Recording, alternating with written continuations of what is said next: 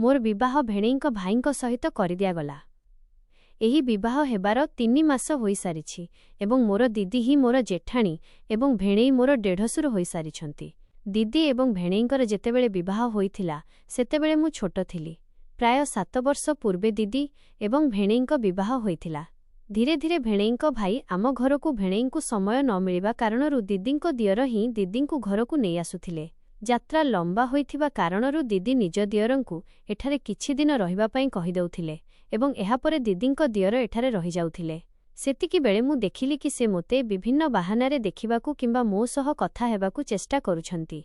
जेतेबेले भी से मो सह कथा हेउथिले ना जानी काहेकि मोते मध्य भल लागुथिला। धीरे धीरे मु मध्य तांको सह कथा हेबा पई बाहाना खोजुथिली।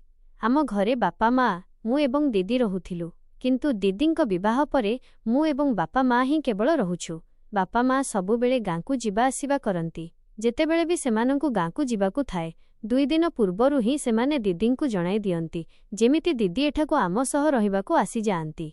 ऑफिस जोगु भेणेईंकू फुर्सत मिले नाही, तेणु तांको भाई ही दीदींकू एठारे छाड़िबाकू आसंती। जेउरे मु रहे ता सामना रूम ही दीदी निज दियरंकू रहिबा पई कहिथिले। अधरातिरे जेतेबेले मु उठिली देखिली रोहनजी एपर्यंत सोई नाहंती। तांकर कबाट खोला थिला। तांको नजर जेमिति मो उपरे पड़िला से निजरु बाहरकू आसीगले एवं मोते कहिले, मीनाक्षी किछि काम अछि कि मो सह? मु कहिली नाही, मोते शोष लागुथिला त मु किचेन आडकू जाउथिली। सेतिकी बेले देखिली आपण जागिछंती। आपणंकू निद आसु नाही कि? एठारे किछि असुविधा हेउछि कि? रोहनजी कहिले, नाही, बस एमिति ही निद आसुनथिला। मु पचारिली काहींकी त से कहिले, सतसत कहिदेबी काहींकी। मुहरे मुंड हलाइली। तेबे से कहिले, मीनाक्षी तुम विषय ही भाबुथिली। मु कहिली, मो विषय आपण कौन भाबुथिले? रोहनजी कहिले, मीनाक्षी मु जेबेठारु भाईंक विवाहरे तुमको देखिछि सेबेठारु ही तुमको पसंद करुछि। रोहनजींक मुहरु एहा सुनी मु लाजेई गली एवं मो नजर तळकू करिदेली। रोहनजी कहिले, मीनाक्षी कौन तुमे मोते भल पाओ नाही? मु एमिति ही छिड़ा होई रहिली। रोहनजी मो हाथ धरी निज आड़कू टाणी नेले एवं मो आखिरे आखि मिसाई कहिबाकू लागिले, मीनाक्षी मु तुमको पसंद नुहे कि? मु लाजरे मो मुह अन्य पटकू करिदेली। रोहनजी निज हातरे मो मुहकू निज आड़कू कले एवं मो ओठकू चुंबन देई कहिले, मीनाक्षी मु जानिछि कि तुमे भी मोते भल पाओ। मु लाजेई जाई तांको बाहु बंधनरे पड़ीगली। रोहनजी मोते कहिले, मीनाक्षी भाउज जागिजिबे, तुमे निजकू चली जा। एहापरे मु निजकू चलीगले एवं रोहनजी निजकू चलीगले। सकाळ हेला रोहनजी जलखिया खाई निज घरकू चलीगले। से मो सह फोन रे सबुबेले कथा हेउथिले एवं मु मध्य रोहनजींकू सबुबेले मने पकाउथिली। रोहनजी एवं मोर अवस्था एबे एमिति थिला कि आमे दुहे परस्पर बिना रही पारु नथिलु। परवर्ती समय रे रोहनजी जेतेबेले दीदींकू निज घरकू छाड़िबाकू आसिले, बापा मा तो गांकू चली जाइथिले। रोहनजी पूरा 3 दिन एठारे रहिबार थिला। एहा भाबी ही मोते लाज लागुथिला कि पूरा 3 दिन रोहनजींकू मु निज आखि आगरे देखि पारिबी एवं दीदींक नजररू बंची बंची कथा मध्य होई पारिबी। हेला कौन कि दीदींकू एक जरूरी काम पड़िबारु आम पिउसींक घरकू जिबाकू पड़िला, जहा आम घरठारू प्राय 45 किलोमीटर दूररे थिला। माने दीदी एबे सकाळू आसीबे, संध्यारे जाइथिबा दीदी सकाळे आसीबे। एहा भाबी मोते मादकता घेरी जाउथिला कि पूरा राति मु एवं रोहनजी घरे एकुटिया रहिबु। दीदी कहिले, मीनाक्षी मु खाद्य प्रस्तुत करि देइछि, समय हेले तू निजे भी खाइदेबु एवं रोहनकू मध्य देइदेबु। मु कहिली, जी दीदी। दीदी जिबा मात्रे जेमिति मु मोकू आसिली सेमिति रोहनजी मोकू आसिले एवं से मो सेय उपरे बसी कहिले, मीनाक्षी तुमको जणाउछि तुमर एही घरे मु एवं तुमे एकुटिया अछु। मु कहिली नाही, बास निज नजर तळकू करिथिली। रोहनजी कहिले, मीनाक्षी सेदिन जेतेबेले मु तुमको पचारिथिली कि तुमे मोते भल पाओ कि, तुमे कौनसी जवाब देई नथिला। मु जेबे भी तुम सह कथा हेली केवल मुही कही चलिली कि मु तुमको बहुत भल पाए। तुमे थरे हेले भी कहिलो नाही। कण मु तुमको पसंद नुहे? मु द्वंद्वरे किछि कहि पारिली नाही। एहा परे रोहनजी मोरु उठी जेमिति जिबाकू लागिले, मु तांको हाथ धरी नेली एवं तांको कुंढाई धरी कहिली, रोहनजी एबे मु आपणक बिना रही पारिबी नाही। मु मध्य आपणकू बहुत भल पाए। एहा सुनी रोहनजी खुशीरे मोते कोଳରେ उठाई सेय उपरे सुआई देले एवं मो ओठकू चुंबन देबाकू लागिले। ସେହି ସମୟରେ ମୁଁ ସାଲୱାର ସୁଟ୍ ପିନ୍ଧିଥିଲି। ସେ ମୋ ଓଢ଼ଣୀକୁ ମୋ ଛାତିରୁ ହଟାଇଦେଲେ। ପୂରା ଶରୀରକୁ ଚୁମ୍ବନ ଦେବାକୁ ଲାଗିଲେ। ରୋହନଜୀ କହିଲେ, ମୀନାକ୍ଷୀ, ମୁଁ ତୁମକୁ ପାଇବାକୁ ଚାହୁଁଛି। ତୁମର ପୂରା ଶରୀରକୁ ଭଲ ପାଇବାକୁ ଚାହୁଁଛି। ମୋତେ ମନା କର ନାହିଁ। ମୁଁ ସେମାନଙ୍କୁ ଅଟକାଇବାକୁ ଚାହୁଁଥିଲି। ମୁଁ କହିଲି, ରୋହନଜୀ, ଏସବୁ ତ ବିବାହ ପରେ ହୁଏ। ରୋହନଜୀ କହିଲେ, ମୀନାକ୍ଷୀ, ମୁଁ ଗୋଟିଏ ମୁହୂର୍ତ୍ତ ବି ତୁମ ବିନା ରହିପାରିବି ନାହିଁ। ବିବାହ ତୁମ ସହ ହିଁ କରିବି, କିନ୍ତୁ ଏବେ ସେଥିରେ ସମୟ ଲାଗିବ ଏବଂ ମୁଁ ତୁମ ଶରୀରରୁ ଦୂରରେ ରହିପାରିବି ନାହିଁ। ସେ କ୍ରମାଗତ ଭାବେ ମୋର ଗୋରା ଶରୀରକୁ ଚୁମ୍ବନ ଦେଉଥିଲେ। ନା ଜାଣି କାହିଁକି ମୋତେ ମଧ୍ୟ ଭଲ ଲାଗୁଥିଲା। ମୁଁ ମଧ୍ୟ ମାଦକତାରେ ଭରି ଯାଉଥିଲି। ପ୍ରଥମ ଥର ମୋର ପୂରା ଶରୀରକୁ କୌଣସି ପୁରୁଷ ଚୁମ୍ବନ ଦେଉଥିଲା। ମୁଁ ଚାହିଁ ମଧ୍ୟ ଅଟକାଇ ପାରୁନଥିଲି। ମୁଁ କିଛି ସମୟ ପରେ ଯନ୍ତ୍ରଣାରେ କୁନ୍ଥେଇବାକୁ ଲାଗିଲି। ରୋହନଜୀଙ୍କ ଆଖି ଲାଲ ଥିଲା। ତାଙ୍କ ଆଖିରେ ନିଶା ଥିଲା।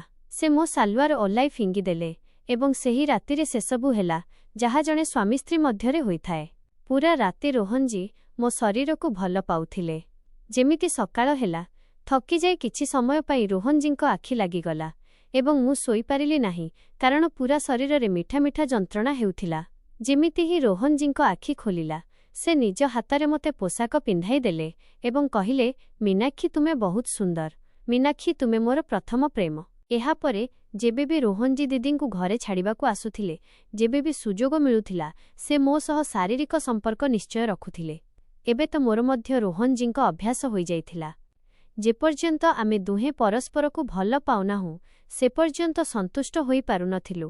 ରୋହନଜୀ ଯେତେବେଳେ ଏଠାରୁ ଚାଲିଯାଉଥିଲେ ତ ମୋତେ ତାଙ୍କ କଥା ବହୁତ ମନେ ପଡ଼ୁଥିଲା ଏବଂ ଫୋନରେ ହିଁ କଥା ହୋଇ ପରସ୍ପରକୁ ସନ୍ତୁଷ୍ଟ କରୁଥିଲୁ। ଥରେ ଦିଦିଙ୍କ ଶ୍ୱଶୁର କୌଣସି କାମରେ ନିଜ ସମ୍ପର୍କୀୟଙ୍କ ଘରକୁ ଯାଇଥିଲେ ଏବଂ ଦିଦି ମୋତେ ନିଜ ଶାଶୁଘରକୁ ନେଇଯାଇଥିଲେ।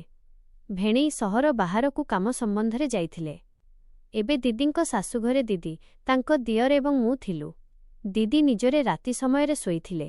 ଦିଦିଙ୍କ ଦିଅର ମୋ'କୁ ଆସିଲେ ଏବଂ କବାଟ ବନ୍ଦ କରି ମୋ ଗୋରା ଶରୀରକୁ ଆଲିଙ୍ଗନ କରିବାକୁ ଲାଗିଲେ। ରୋହନଜୀ କହିଲେ, ମୀନାକ୍ଷୀ, ତୁମ ବିନା ମୋର ଗୋଟିଏ ରାତି ବି କଟେ ନାହିଁ। ମୁଁ ତୁମ ଶରୀରକୁ ଯେପର୍ଯ୍ୟନ୍ତ ଚୁମ୍ବନ ନ ଦେଇଛି, ଏହାକୁ ଭଲ ନ ପାଇଛି, ସେପର୍ଯ୍ୟନ୍ତ ମୋତେ ନିଦ ଆସେ ନାହିଁ। କୁହ ମୀନାକ୍ଷୀ, ମୁଁ କ'ଣ କରିବି? ମୁଁ କହିଲି, ରୋହନଜୀ, କାହିଁକି ନାହିଁ? ଆପଣ ଘରେ ଆମ ବିବାହ କଥା ଆଗକୁ ବଢ଼ାଉନାହାନ୍ତି। ରୋହନଜୀ କହିଲେ, ହଁ ମୀନାକ୍ଷୀ, ଏବେ ମୁଁ ଭାଉଜଙ୍କୁ କହିବି କି ଭାଇଙ୍କ ସହ କଥା ହୋଇ କଥା ଆଗକୁ ବଢ଼ାନ୍ତୁ। ରୋହନଜୀ କ୍ରମାଗତ ଭାବେ ମୀନାକ୍ଷୀଙ୍କ ଛାତିକୁ ଚୁମ୍ବନ ଦେଉଥିଲେ। ମୀନାକ୍ଷୀ ମାଦକତାରେ ଆଉଟୁପାଉଟୁ ହେଉଥିଲା। ମୀନାକ୍ଷୀ ଆଜି ଶାଢ଼ୀ ପିନ୍ଧିଥିଲା। ରୋହନଜୀ ମୀନାକ୍ଷୀଙ୍କ ବ୍ଲାଉଜର ସାମ୍ନା ବୋତାମ ଖୋଲିଦିଅନ୍ତି ଏବଂ ତାଙ୍କ ଛାତିକୁ କ୍ରମାଗତ ଭାବେ ଚୁମ୍ବନ ଦେଉଥାନ୍ତି। ମୀନାକ୍ଷୀକୁ ମଧ୍ୟ ଏସବୁର ଏବେ ନିଶା ଲାଗିଯାଇଥିଲା। ସେ ମଧ୍ୟ ଏବେ ରୋହନଙ୍କ ବିନା ଗୋଟିଏ ମୁହୂର୍ତ୍ତ ବି ରହିପାରୁନଥିଲା। ରୋହନଙ୍କୁ ବାହୁରେ ଭରି ସେ ମଧ୍ୟ ଅସ୍ଥିର ହେବାକୁ ଲାଗୁଥିଲା। ଯେବେ ଯେବେ ସୁଯୋଗ ମିଳୁଥିଲା, ରୋହନ ମୀନାକ୍ଷୀଙ୍କ ଗୋରା ଶରୀରକୁ ନିଜ ବାହୁରେ ଭରି ଚୁମ୍ବନ ଦେଉଥିଲା। ସେହି ରାତିରେ ମୀନାକ୍ଷୀଙ୍କ ବଡ଼ ଭଉଣୀଙ୍କ ନିଦ ଭାଙ୍ଗିଗଲା ଏବଂ ସେ ଯେମିତି ନିଜରୁ ବାହାରକୁ ଆସିଲେ, ସେ ଦେଖିଲେ ମୀନାକ୍ଷୀଙ୍କରୁ କିଛି ଶବ୍ଦ ଆସୁଥିଲା। ସେ ଯେମିତି ରୁମ୍ ପାଖକୁ ଗଲେ, ସେ ଦେଖିଲେ ରୋହନଜୀ ଏବଂ ମୀନାକ୍ଷୀ ବିନା ପୋଷାକରେ ପରସ୍ପର ସହ ଜଡ଼ିତ ହୋଇ ମାଦକତାରେ ହଜିଯାଇଛନ୍ତି। ଏହା ଦେଖି ମୀନାକ୍ଷୀଙ୍କ ଭଉଣୀ ଆଶ୍ଚର୍ଯ୍ୟ ହୋଇଗଲେ। ସେ ସେହି ସମୟରେ କିଛି କରିପାରିଲେ ନାହିଁ ଏବଂ ନିଜକୁ ଚାଲିଗଲେ। ତାଙ୍କ ଆଖିରୁ ନିଦ ଉଡ଼ିଯାଇଥିଲା। ଯେମିତି ସକାଳ ହେଲା ଏବଂ ସେ ମୀନାକ୍ଷୀଙ୍କ ସହ ଏହି ବିଷୟରେ କଥା ହେବାକୁ ଗଲେ, ତା ପୂର୍ବରୁ ହିଁ ମୀନାକ୍ଷୀଙ୍କୁ ବାନ୍ତି ହେବାକୁ ଲାଗିଲା। ମୀନାକ୍ଷୀଙ୍କ ବଡ଼ ଦିଦି ସୁସ୍ମିତା ଯେମିତି ମୀନାକ୍ଷୀଙ୍କୁ ବାନ୍ତି କରୁଥିବାର ଦେଖନ୍ତି, ତାଙ୍କୁ ବାନ୍ତି ଔଷଧ ଦିଅନ୍ତି। ଏହାପରେ ତାଙ୍କୁରେ ବସାନ୍ତି ଏବଂ ରୋହନଙ୍କୁ ମଧ୍ୟ ସେଠାକୁ ଆସିବା ପାଇଁ ଡାକନ୍ତି। ଏବେ ମୀନାକ୍ଷୀ, ରୋହନ ଏବଂ ତାଙ୍କ ବଡ଼ ଦିଦି ସୁସ୍ମିତା ତିନିଜଣ ଏକାଠି ଥିଲେ। ସୁସ୍ମିତା ମୀନାକ୍ଷୀଙ୍କୁ ପଚାରିଲେ, ମୀନାକ୍ଷୀ, ତୁମ ସ୍ୱାସ୍ଥ୍ୟକୁ କ'ଣ ହୋଇଛି? ଏହି ବାନ୍ତି ବାରମ୍ବାର କାହିଁକି ହେଉଛି? ମୀନାକ୍ଷୀ ଏବେ ରୋହନ, ଏହା ଶୁଣି ଦୁହେଁ ହିଁ ଡରି ଯାଉଛନ୍ତି। ମୀନାକ୍ଷୀ ନିଜ ବଡ଼ ଦିଦିଙ୍କୁ କହୁଛି, ଦିଦି, ଲାଗୁଛି ମୋର କିଛି ଦେହ ଖରାପ ଅଛି, ସେଥିପାଇଁ ବାନ୍ତି ହେଉଛି। ସୁସ୍ମିତା ରାଗରେ କହିଲେ, ମୀନାକ୍ଷୀ, ଏସବୁ କେବେଠାରୁ ଚାଲିଛି? ମୀନାକ୍ଷୀ ଏବେ ରୋହନ ପୁଣି ଥରେ ଚମକି ପଡ଼ିଲେ ଏବଂ ମୀନାକ୍ଷୀ କହିଲା, ଦିଦି, କ'ଣ କେବେଠାରୁ ଚାଲିଛି? ସୁସ୍ମିତା କହିଲେ, ମୀନାକ୍ଷୀ, ମୋ ସହ ଏହି ନାଟକ କରିବାର ତୁମର ଏବେ କୌଣସି ଦରକାର ନାହିଁ। ସତ ସତ କୁହ, ଏସବୁ କେବେଠାରୁ ଚାଲିଛି? ମୀନାକ୍ଷୀ ଡରିଯାଏ ଏବଂ ସୋଫାରୁ ଉଠି ଛିଡ଼ା ହୋଇଯାଏ ଏବଂ ସେ ଡରି ଡରି କୁହେ, ଦିଦି, ମୁଁ ରୋହନଜୀଙ୍କୁ ଭଲ ପାଏ ଏବଂ ରୋହନଜୀ ମଧ୍ୟ ମୋତେ ଭଲ ପାଆନ୍ତି। ସୁସ୍ମିତା ମୀନାକ୍ଷୀଙ୍କୁ କହିଲେ, ମୀନାକ୍ଷୀ, ଯଦି ତୁମେ ଦୁହେଁ ପରସ୍ପରକୁ ଭଲ ପାଉଥିଲ, ତେବେ ତୁମେ ଦୁହେଁ ମୋତେ କହିବା କଥା। ମୁଁ ବାପା ମାଆଙ୍କୁ ତୁମ ଭାଇଙ୍କୁ କହି ଏହି ବିବାହ ସ୍ଥିର କରାଇଥାନ୍ତି। ବିବାହ ପରେ ଯେଉଁ ଶାରୀରିକ ସମ୍ପର୍କ ରଖିବା କଥା, ସେହି ଶାରୀରିକ ସମ୍ପର୍କ ତୁମେ ପୂର୍ବରୁ ହିଁ ପରସ୍ପରର ଶରୀର ସହ ଖେଳିବା ଆରମ୍ଭ କରିଦେଲେ। ରୋହନ ଲାଜରେ ନଜର ତଳକୁ କରିଦେ। ସୁସ୍ମିତା କହିଲେ, ମୀନାକ୍ଷୀ, କାଳେ ତୋତେ ବାନ୍ତି ସେଥିପାଇଁ ତ ହେଉନି ଯେ ତୁ। ମୀନାକ୍ଷୀ କୁହେ କି, ନାହିଁ ନାହିଁ ଦିଦି, ଏମିତି କିଛି କଥା ନୁହେଁ। ସୁସ୍ମିତା ମୀନାକ୍ଷୀଙ୍କୁ କ୍ଲିନିକ୍ ନେଇ ତାଙ୍କର ଚେକଅପ୍ କରାନ୍ତିତରେ ସେହି କଥା ସାମ୍ନାକୁ ଆସେ ଯାହା ସୁସ୍ମିତା ଭାବୁଥିଲେ। ମୀନାକ୍ଷୀ ଗର୍ଭବତୀ ଥିଲେ ଏବଂ ଏବେ ବହୁତ ବିଳମ୍ବ ମଧ୍ୟ ହୋଇସାରିଥିଲା। ଏବେ କିଛି ମଧ୍ୟ ହୋଇପାରିବ ନାହିଁ। ସୁସ୍ମିତାଙ୍କୁ କିଛି ବୁଝା ପଡ଼ୁନଥିଲା କି ସେ ଏବେ କ'ଣ କରିବେ। ସୁସ୍ମିତା ଏହି କଥା ମୀନାକ୍ଷୀ ଏବଂ ରୋହନ ଦୁହିଁଙ୍କୁ କୁହନ୍ତି। ରୋହନ କୁହେ, ଭାଉଜ, ମୁଁ ମୀନାକ୍ଷୀଙ୍କୁ ବିବାହ କରିବାକୁ ଚାହୁଁଛି। ସୁସ୍ମିତା ଦୁହିଁଙ୍କୁ ସାନ୍ତ୍ୱନା ଦିଅନ୍ତି କି ସବୁକିଛି ଠିକ୍ ହୋଇଯିବ। ଏହାପରେ ସେ ନିଜ ସ୍ୱାମୀଙ୍କ ସହ ଏବଂ ଶ୍ୱଶୁର ଶାଶୁଙ୍କ ସହ କଥା ହୋଇ ଏହି ସମ୍ପର୍କ ସ୍ଥିର କରାନ୍ତି। ସୁସ୍ମିତା ନିଜ ସ୍ୱାମୀଙ୍କୁ ତ ଏହି କଥା କହିଦିଅନ୍ତି କି ଦୁହେଁ ପ୍ରାୟ 6 ମାସରୁ ଶାରୀରିକ ସମ୍ପର୍କ ରଖୁଥିଲେ, ଯାହା କାରଣରୁ ମୀନାକ୍ଷୀ ଏବେ ଗର୍ଭବତୀ ଅଛି। କିନ୍ତୁ ନିଜ ଶ୍ୱଶୁର ଶାଶୁଙ୍କଠାରୁ ଏହି କଥା ଲୁଚାଇ ଯାଆନ୍ତି। ସୁସ୍ମିତାଙ୍କୁ ଭୟ ଥିଲା କାଳେ ମୋ ଛୋଟ ଭଉଣୀ ଗର୍ଭବତୀ ଅଛି ଏହା ଜାଣି ଶ୍ୱଶୁର ଶାଶୁ ଏହି ସମ୍ପର୍କ କରିବାକୁ ମନା ନ କରିଦିଅନ୍ତୁ। ଯଦି ମନା କରିଦେଇଥାନ୍ତେ, ତେବେ ମୋ ଭଉଣୀ ମୀନାକ୍ଷୀର କ'ଣ ହୋଇଥାନ୍ତା? ରୋହନ ତ ପୁଅ ଅଟେ, ତାର ବିବାହ ତ ଯେକୌଣସି ଜାଗାରେ ହୋଇଯାଇଥାନ୍ତା, କିନ୍ତୁ ମୋ ଗର୍ଭବତୀ ଭଉଣୀର ଜୀବନ ଖରାପ ହୋଇଯାଇଥାନ୍ତା। ମୀନାକ୍ଷୀ ଏବେ ରୋହନଙ୍କ ବିବାହ ଧୁମଧାମରେ କରିଦିଆଗଲା। ଏହାପରେ ମୀନାକ୍ଷୀ ଏବେ ଶାଶୁଘରର ବୋହୂ, ମୋର ଜଣେ ଦିଅରାଣୀ ଅଟେ ଏବଂ ଆଜି ତାର ପ୍ରକୃତ ଅର୍ଥରେ ସୁହାଗରାତ। ସୁସ୍ମିତା ଭାଉଜ ନିଜ କର୍ତ୍ତବ୍ୟ ପାଳନ କରି ରୋହନଙ୍କୁ ତାଙ୍କରେ ଛାଡ଼ି ଆସନ୍ତି। ଯେଉଁଠାରେ ମୀନାକ୍ଷୀ କନିଆ ସାଜି ସୁହାଗ ସେୟରେ ରୋହନଙ୍କ ଅପେକ୍ଷା କରି ବସିଥାଏ। ରୋହନ ରୁମ୍ ଭିତରକୁ ଯାଏ ଏବଂ ସୋନାକ୍ଷୀ ମୀନାକ୍ଷୀଙ୍କ ପାଖରେ ବସେ। ମୀନାକ୍ଷୀ କନିଆ ରୂପରେ ବହୁତ ସୁନ୍ଦର ଲାଗୁଥିଲା। ରୋହନ ତାକୁ ଚାହିଁ ରହିଯାଏ। ରୋହନ ମୀନାକ୍ଷୀଙ୍କୁ କୁହେ, ମୀନାକ୍ଷୀ, ଭଲ ହୋଇଥାନ୍ତା ଯଦି ଆମେ ଶାରୀରିକ ସମ୍ପର୍କ ବିବାହ ପରେ କରିଥାନ୍ତେ। ଆମେ ଶାରୀରିକ ସମ୍ପର୍କ ବିବାହ ପୂର୍ବରୁ ହିଁ କରି ଭାଇ ଭାଉଜଙ୍କ ବିଶ୍ୱାସ ଭାଙ୍ଗିଛୁ। ମୀନାକ୍ଷୀଙ୍କ ଆଖିରେ ଲୁହ ଆସିଯାଏ ଏବଂ ସେ କୁହେ, ରୋହନଜୀ, ଆପଣ ଠିକ୍ କହୁଛନ୍ତି। ଦିଦିଙ୍କ ସାମ୍ନାରେ ମୁଁ ନଜର ଉଠାଇ ପାରୁନାହିଁ। ଦିଦି ଆମ ପାଇଁ କ'ଣ ନ କରିଛନ୍ତି। ରୋହନ ମୀନାକ୍ଷୀଙ୍କ ଲୁହ ପୋଛି ତାଙ୍କୁ କୁଣ୍ଢାଇ ନିଅନ୍ତି।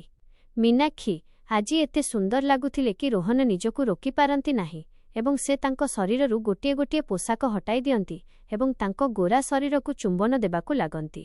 ରୋହନ ଏସବୁ କଲାବେଳେ ଏହା ଧ୍ୟାନ ରଖନ୍ତି କି ତାଙ୍କ ପତ୍ନୀ ମୀନାକ୍ଷୀ ଏବେ ଗର୍ଭବତୀ ଅଛନ୍ତି।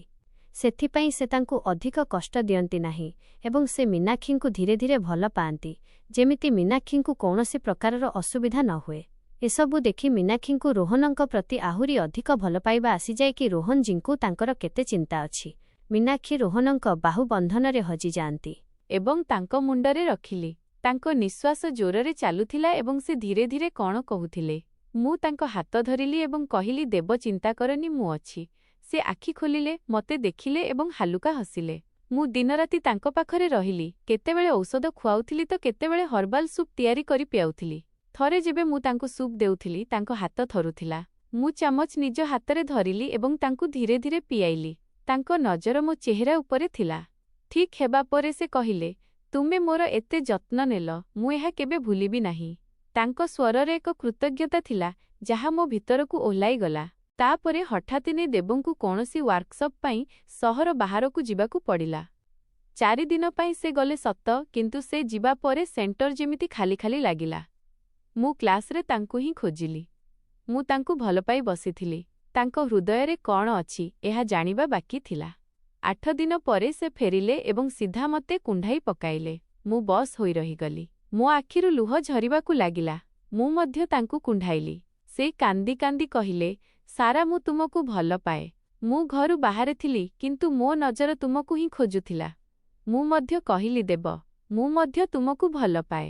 ଯେବେଠାରୁ ତୁମେ ଏଠାରୁ ଯାଇଛ, ମୋ ମନ ବ୍ୟାକୁଳ ଥିଲା। ତାପରେ ଆମେ ଦୁହେଁ ଜାଣିପାରିଲୁ ଯେ ଆମେ ପରସ୍ପର ବିନା ରହିପାରିବୁ ନାହିଁ। ଖୁବ୍ ଶୀଘ୍ର ଆମେ ଦୁହେଁ ବିବାହ କଲୁ ଏବଂ ଆମେ ଖୁସିରେ ରହିବାକୁ ଲାଗିଲୁ। ଯେଉଁ ଭଲ ପାଇବା ମୋ ପୂର୍ବ ସ୍ୱାମୀ ଦେଇପାରିଲେ ନାହିଁ, ସେହି ଭଲ ପାଇବା ଏବେ ଦେବ ଦେଉଥିଲେ। ଯେଉଁ ଭଲ ପାଇବା, ସମ୍ମାନ, ଆଦର ମୋତେ କେବେ ମିଳିନଥିଲା, ତାହା ମୋତେ ଏବେ ଭରପୁର ମିଳିଲା। ମୁଁ ବହୁତ ଖୁସି ଥିଲି ଏବଂ କିଛି ମାସ ପରେ ମୋତେ ସନ୍ତାନ ହେବାର ଖୁସି ମଧ୍ୟ ମିଳିଗଲା। ଏହାଠାରୁ ବଡ଼ ଖୁସି ମୋ ପାଇଁ ଆଉ କ'ଣ ଥାଇପାରେ? କିଛି ମାସ ପରେ ମୋ ଘରେ ଏକ ପୁତ୍ର ସନ୍ତାନ ଜନ୍ମ ନେଲା। ଆମେ ସମସ୍ତେ ବହୁତ ଖୁସି ଥିଲୁ।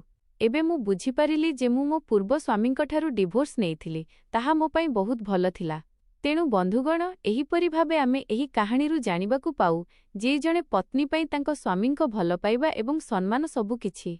ଯଦି କୌଣସି ସ୍ୱାମୀ ନିଜ ପତ୍ନୀଙ୍କୁ ଭଲ ପାଆନ୍ତି ନାହିଁ, ତେବେ ସେ ସମ୍ପୂର୍ଣ୍ଣ ଏକୁଟିଆ ହୋଇଯାଆନ୍ତି। ତାଙ୍କୁ ଜୀବନରେ ଟଙ୍କା, ଗାଡ଼ି, ନାମ ମିଳୁ କି ନ ମିଳୁ, କିନ୍ତୁ ତାଙ୍କ ସ୍ୱାମୀଙ୍କ ଭଲପାଇବା ତାଙ୍କ ପାଇଁ ସବୁଠାରୁ ଗୁରୁତ୍ୱପୂର୍ଣ୍ଣ।